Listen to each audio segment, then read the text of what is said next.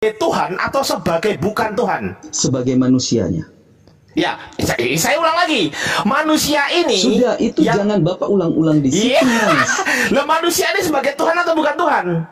Ya, dia tetap Tuhan. Bagi kami dia tetap Tuhan. Oh, berarti Tuhan mati. Tuhan mati untuk Tuhan. Berarti Tuhan mati. Yesus Kristus dia mati dalam kedagingannya sebagai manusia. Kedagingan ini kan yang mati, betul? Iya, betul. Daging ini sebagai Tuhan atau sebagai bukan Tuhan? Dia mati sebagai manusia. Manusia ini sebagai Tuhan atau sebagai bukan Tuhan? Pada saat dia mati sebagai manusia. Saya ulang lagi pertanyaan saya. Manusia ini mati sebagai Tuhan atau sebagai bukan Tuhan? Saya sudah jawab tadi, tapi Bapak terus berulang-ulang Bapak kan jawab manusia. Pertanyaan yang sama. Masalahnya Bapak nggak menjawab pertanyaan saya. Saya tidak bertanya sebagai manusia. Enggak. Pertanyaan saya, manusia ini saya sudah sebut sekarang. Saya sudah sebut dia itu ditinggalkan. Saya sudah sebut di awal. Sabar. Tenang, Pak. Tenang. Saya sudah sebut di awal. Manusia kan Bapak kan ngomong manusia. Oke, saya ikutin. Sebagai manusia kan begitu. Nah, manusia ini sebagai Tuhan atau sebagai bukan Tuhan? Dia sebagai manusia. Loh kan? Ya kan? Nggak nyambung kan? Saya tanya Tuhan atau bukan Tuhan? Ya, kalau pada saat dia disalibkan itu ke daging, itu dia sebagai manusia. Berarti manusia ini Tuhan atau bukan? Ya, ketuhanannya itu ditanggalkan.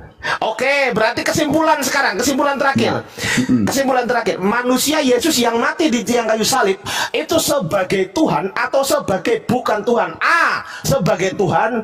B, sebagai bukan Tuhan. A atau B? Ya, sebagai bukan Tuhan. Oke, sebagai bukan Tuhan. Sebagai bukan Tuhan inilah, Tuhan inilah yang menebus dosa Anda, betul? Betul. Oke, berarti dosa Anda ditebus oleh bukan Tuhan. Sepakat? Tapi kan dia bangkit, Bang. Loh, upah dosa adalah maut. Upah dosa adalah maut. Sekarang saya tanya, yang betul itu upah dosa adalah maut. Dengerin dulu.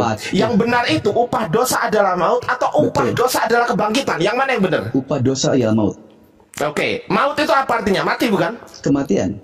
Mati, bukan kebangkitan ya. Bukan saya tahu itu, saya tanya. Upah dosa, yang saya tanya upah dosa, Yesus mati di hari saya tahu, Pak. Saya tahu. Yang saya tanya untuk menebus dosa. Gurunda, Assalamualaikum. Yesus mati di tiang kayu salib. Saya kesini karena seru. Silakan saya menyimak. Kemudian siap Gurunda. Izin Gurunda. Apa namanya? Dia bangkit di hari yang ketiga. Oke, dengerin dulu, Pak. Dan kebangkitan itulah yang pertanyaan saya, Pak. Pertanyaan saya. Oke, sudah, Bang. Dengerin dulu, Pak. Dengerin dulu, Pak. Dengerin dulu, Pak. Saya lihat aja deh, Bang. Dengerin dulu, Pak. Dengerin dulu, Pak. Sabar. Tenang, Pak. Tenang. Terima kasih, Pak. Tenang. Lu kemana? Lu kabur.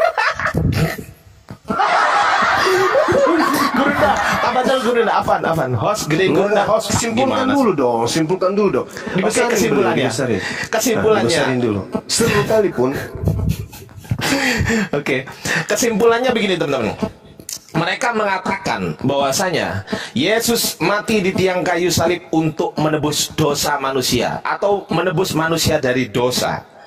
Ketika saya tanya, berarti yang mati di tiang kayu salib itu Yesus sebagai Tuhan atau Yesus sebagai bukan Tuhan? Dia jawab, itu kemanusiaan Yesus. Saya tanya lagi, kemanusiaan Yesus itu sebagai Tuhan atau sebagai bukan Tuhan? Muter-muter seperti kipas angin, Gurunda. Dan kesimpulannya adalah, jika mereka mengimani yang mati di tiang kayu salib itu adalah Tuhan, berarti Tuhan mati. Mereka nggak mengimani itu.